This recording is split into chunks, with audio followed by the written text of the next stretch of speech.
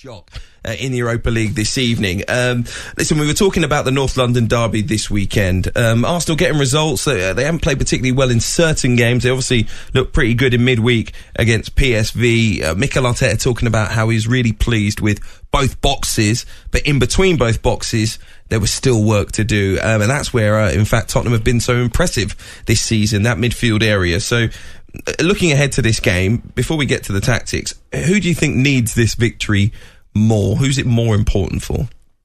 I would say it's more important for Arsenal because you don't want to be dropping points at any stage at the moment. Man City unbeaten. So the more you drop points to them guys, the harder it's going to be, down the line in the season.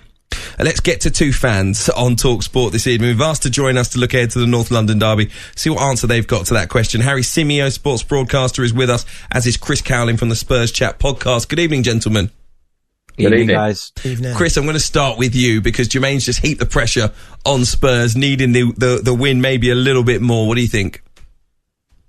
We absolutely need the win, but it's been a fantastic start to the season. Of course, we're playing Ange ball. We're playing front foot, entertaining football, which we haven't seen for so long. The fans are so happy with what we're seeing at the moment. Of course, we've been under two win-now managers that didn't quite get us over the line, but Ange Postecoglou is just entertain the fans. He's got everyone on board again. The fans are singing. Even Robbie Williams is getting involved on this channel, and it's been fantastic. But Spurs do need the win because, of course, 31 Premier League meetings away at Arsenal. We've only won two of them, one at Highbury and one at the Emirates. It is just not good enough, and I think that we've got the confidence now to go to the Emirates on Sunday and really give them a game.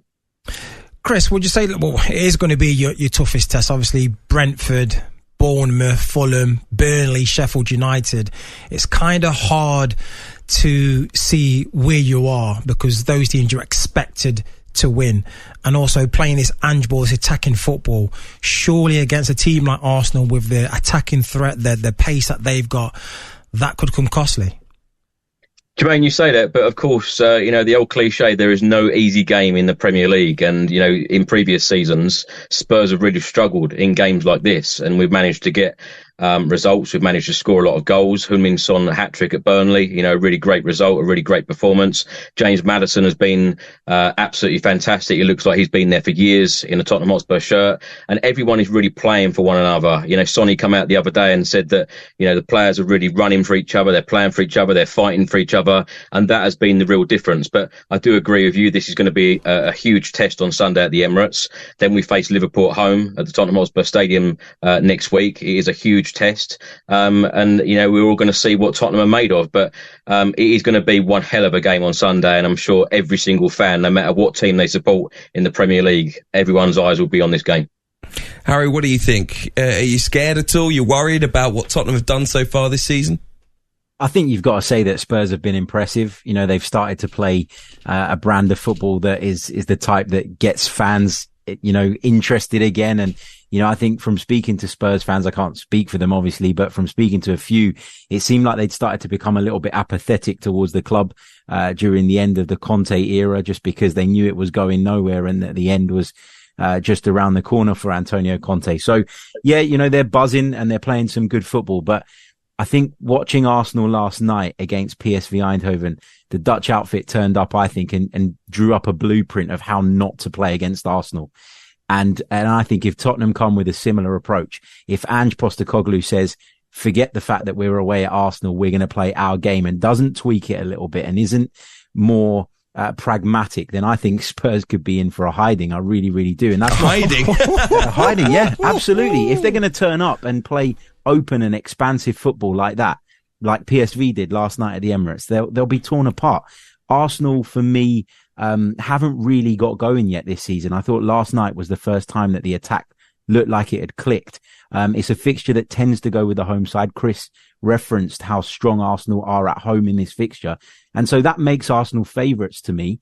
But as well, I'm really intrigued. Like, surely Ange Postecoglou's not naive enough to come and open his team up and expose them to what Arsenal are capable of on their counter-attack. So it's going to be really fascinating to see the tactical battle. Interested to know what Chris thinks about that. Well, of course, it is going to be a very, very hard game. We know that. We've been entertained so far, and as you said, this is going to be our biggest test. We all know that Arsenal can score goals. We know that they're entertaining as well, and I was very confident going into this game. I'm not normally confident, going into a North London derby, but I too watched the game last night, and after that, I actually switched it off at 3-0, watched the Man United game instead. I thought I can't watch any more of this, but we know it's going to be a very, very difficult game, but every single Spurs player needs to go into this game with full confidence, and a bit about them, and, to try and get the win, because I tell you what, if we won at the Emirates on Sunday, I think everyone will be talking about Spurs, because, not only are we entertaining, we do have a very, very good team, and we do have some very strong players out there. Chris, at the moment, all these Spurs fans are very, very happy the way things are going, and what Ange's doing for the club. It's been a while since, the positivity, watching Spurs play. If Arsenal was to get a comfortable victory, 2-0, 3-0, would that put you in your place kind of thing, like, it was too good to be true, or would you still be pleased of the progress?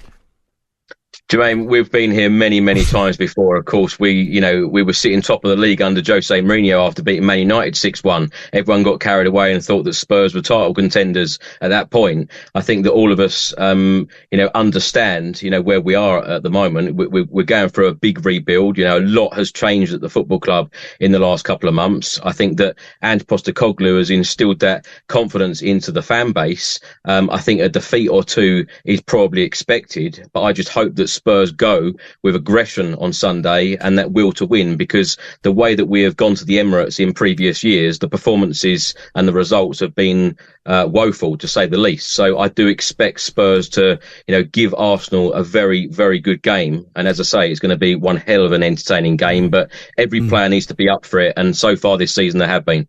For me, this is about stopping the momentum for both sides. They won't want to see, of course, Spurs won't want to see Arsenal do what they did last season, impress everyone and go off and possibly have an even better season. So they get to maybe nail it early. And I think if they do that, some will be thinking, is this Arsenal team all that they're hyped up to be by people like me in the last hour, right? So I think Tottenham will definitely, if they can get a victory, massive for them, but also I think just in terms of their rivalry, might just curtail some of the chat around Arsenal. And Arsenal for sure will want to stop any momentum for Spurs, because they were expecting Spurs to be pretty much no marks like last season. Ange Postecoglou immediately bringing a change in style, and that has come with results, albeit not against what you'd expect to be the biggest teams in the Premier League. So this is the first real test. It's going to be an intriguing one. Harry, before you go, I do want to ask you though about the situation regarding Arsenal's goalkeepers. David Raya, it seems to all of us now after the past couple of games that he started, the case, though? He's going to be the number one. But Ramsdale's played the 5 games, started 5 games, right?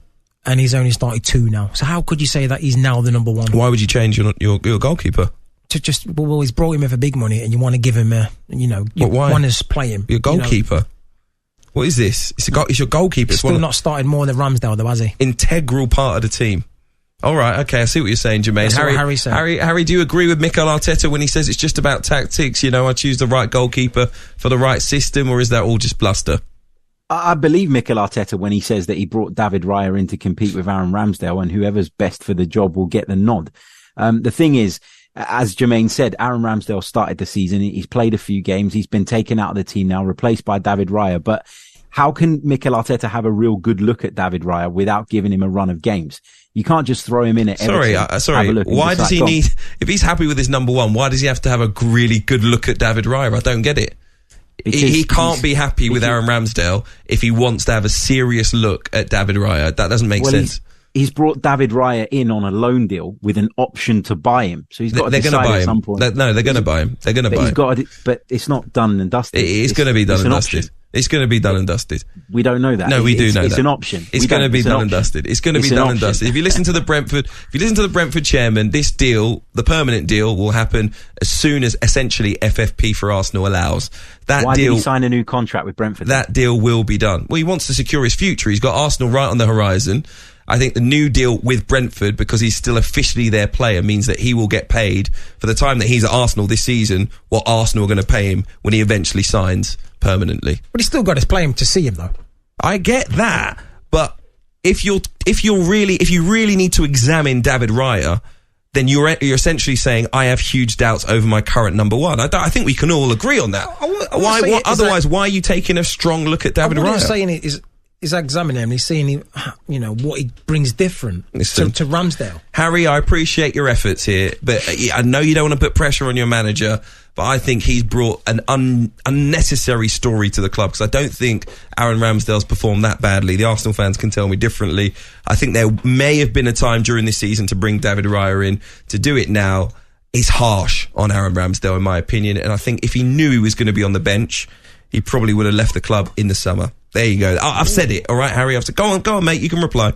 If David Raya performs and elevates the level of the team further, and Mikel Arteta gets better results as a result of that, he's not causing any problem. He's brought in another goalkeeper to compete. He's brought in another goalkeeper of a very, very high standard. If Aaron Ramsdale got injured tomorrow and was out for 6 months, he's got David Raya, and vice versa. I don't think there's anything wrong with having competition in the goalkeeping spot. It's like any other position. You want to have 2 top players in each position, and you want to be able to make the change if you feel it's necessary and have that alternative option. I can hear you smiling, Harry. I can hear you smiling. Harry, I couldn't have said that better myself, mate. Well done. Well done. Harry Simeo, thank you very much. Sports broadcaster there alongside Chris Cowlin of the Spurs Chat podcast. Thank you for joining us to look ahead to the North London derby, and a key one coming this Sunday in the Premier League. That's all thanks to Ladbrokes. 18+, begambleaware.org.